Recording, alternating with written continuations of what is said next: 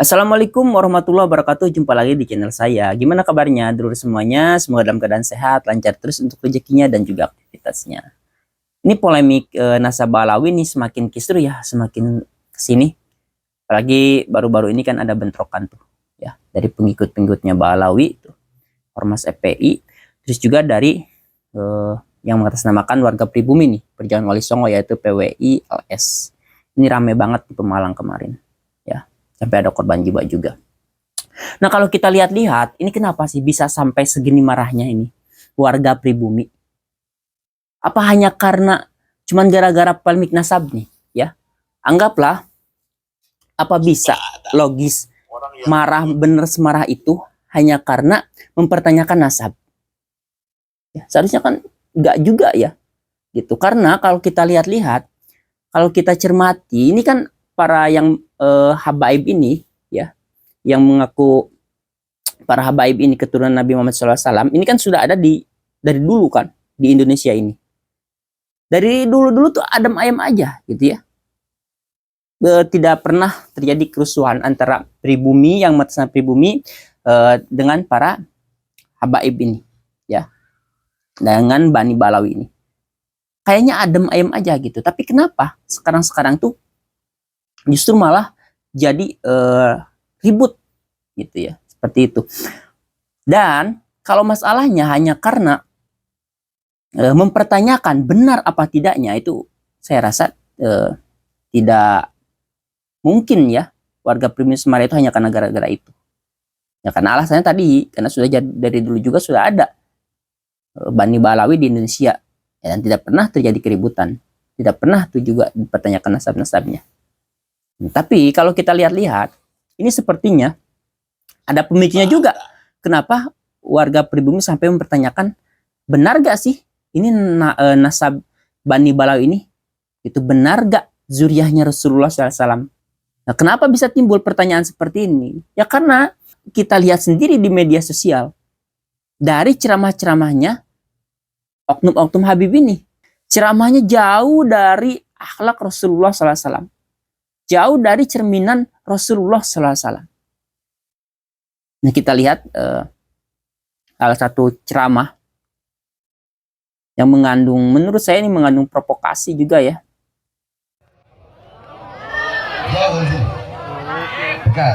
Ini Bahar bin Smith.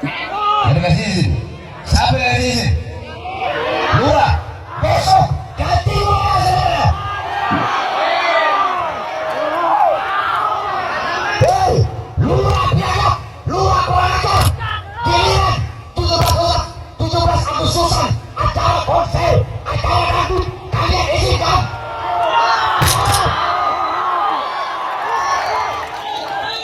Apa perlu kita datengin malam ini lurahnya? Apa perlu kita datengin malam ini gitu? Andaikan saya kasih komando malam ini, datangi lurahnya apa ya? Biadab kurang ajar.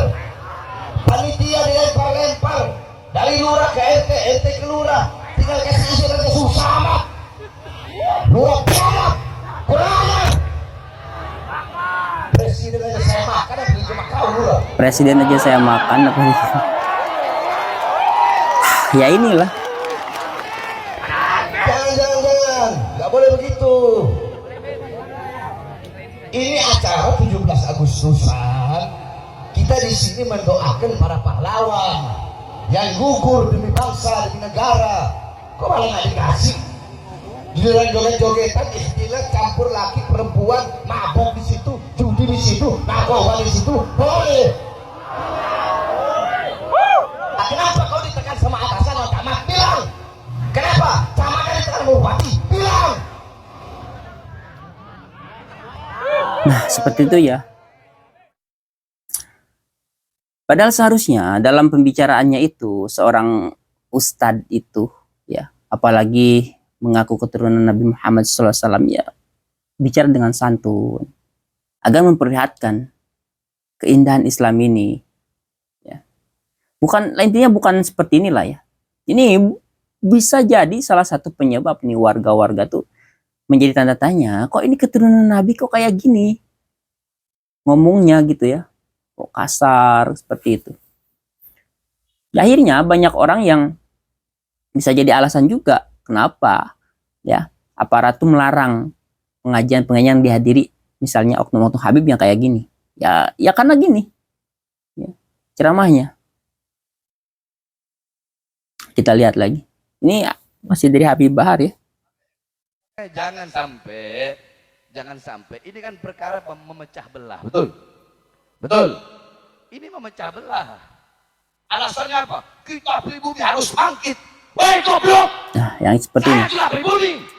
Udah lah ya. Udah ada goblok-gobloknya ya. Udah ada goblok-gobloknya, udah seperti itu. Ya itulah. Bisa jadi alasan kenapa pribumi mempertanyakan, benar gak sih ini keturunan Nabi atau enggak? Seperti itu. Banyak-banyak juga yang kisah-kisah khurafatnya yang luar biasa, dan di setiap kisah khurafatnya itu selalu mengagung-agungkan keturunannya sendiri, Bani Balawi itu sendiri. Ya banyak deh yang kalian lihat sendiri aja di YouTube. Seperti itu. Ini kita lihat lagi. Lambang negara Garuda, siapa yang buat? Al-Habib Asy-Syarif Hamid Al-Ghadri dari Pontianak, keluarga baginda Nabi Muhammad. Lagu 17 Agustus, Pramuka, lagu syukur, siapa yang buat? Al-Habib Husin Al-Mutahhar dari Semarang, dzurriyyah baginda Nabi Muhammad. Jadi Anda jangan berpikir, ini habaib di Indonesia jasanya apa? Banyak, itu yang baru kecatat. Itu yang baru ketahuan. Masih banyak lagi daripada keluarga Nabi Muhammad yang tidak mau masuk buku karena perjuangannya ikhlas karena Allah dan Rasul. Banyak, saudara. Siapa Imam Bonjol? Semua pasti bilang pahlawan, betul apa enggak? Imam Bonjol pahlawan Indonesia bukan? Pahlawan nasional bukan? Sekarang siapa namanya Imam Bonjol? Al-Habib Muhammad Syihabuddin, beliau habaib dari kalangan bin Syihab. Imam Bonjol itu bin Syihab, masih daripada kakeknya Habib Rizik, saudara sekalian. Itu keluarga daripada Nabi Muhammad, keturunan Sayyiduna Muhammad. Ya, ini dongeng sebelum tidur ya, ada captionnya. Itulah, terserah dia deh ya. Mau semua dihabibkan juga terserah, ya. Tapi sebelum jelas-jelas terlihat kebenarannya, itu terungkap kebenarannya, jangan bawa-bawa keturunan Nabi Muhammad SAW gitu ya. Apalagi dengan kebohongan-kebohongannya, ya. Ya inilah. Jadi di dalam setiap ceramahnya juga mereka tuh selalu mengagung-agungkan dari keturunannya sendiri. Sampai semua dihabibkan. Semuanya dihabibkan orang-orang yang berjasa untuk Indonesia ini. Ini juga salah satu alasan nih kenapa rakyat pribumi ini, warga pribumi mempertanyakan nasab-nasabnya. Terus juga jadi ya semakin kontra dia, semakin tidak peduli, dan banyak yang marah juga. Dan juga masih banyak deh yang lainnya, diantaranya ada yang bilang bahwa satu Habib itu yang bodoh, yang tidak alim, itu lebih mulia daripada 70 kiai seperti itu. Banyak sih sebenarnya ya, kalau kita mau lihat ceramah-ceramah yang seperti itu dari para oknum-oknum Habib ya, oknum-oknum Habib. Ini kita lihat lagi yang lainnya. Jangan lupa, umat Islam di jagat raya sholatnya tidak akan diterima oleh Allah Subhanahu wa Ta'ala, meskipun sholatnya nangis sampai keluar air mata darah kalau tidak mau mendoakan Habib. Kalau tidak mau mendoakan Habib kok seperti itu. Nah ini santri gaya ya, umat Islam mulai gaya, mulai mengkoreksi Habibnya, mulai mengkoreksi ulama-ulama dari anak cucu Nabi Muhammad SAW. Orang yang seperti itu mirip dengan iblis.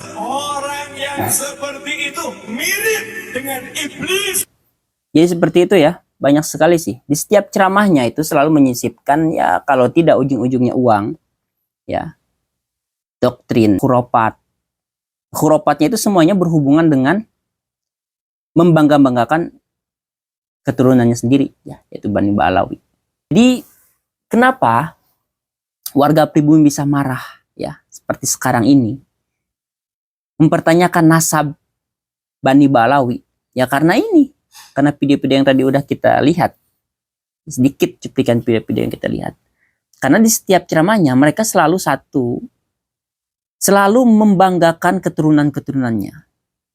Ya, terus juga selalu ada oknum-oknum yang perkataannya itu kasar, merendahkan warga pribumi. Ya, ini yang membuat warga pribumi itu marah. Ya. Dan juga bosan juga, gedek juga mungkin ya dengan hurufat-hurufatnya mereka itu. Jadi sejatinya kita itu cinta kepada para habaib. Ya, karena sebutan habaib itu adalah untuk zuriyah Nabi Shallallahu Alaihi Wasallam. Kita cinta, tapi bukan kepada oknum-oknum habib, ya, yang belum terbukti secara ilmiah bahwa mereka itu keturunan Nabi Muhammad SAW. Apalagi kalau kita lihat dari cara ceramahnya, sepak terjangnya, alaknya jauh dari Nabi Muhammad SAW. Mana ada kita percaya? Jadi gitu ya, seperti itu. Sebenarnya bukan masalah nasabnya, ada pemicu sebelum nasab ini dipertanyakan, gitu. Terima kasih untuk kalian yang udah menyimak untuk videonya. Silakan ya, tinggalkan komentar kalian di kolom komentar. Assalamualaikum warahmatullahi wabarakatuh.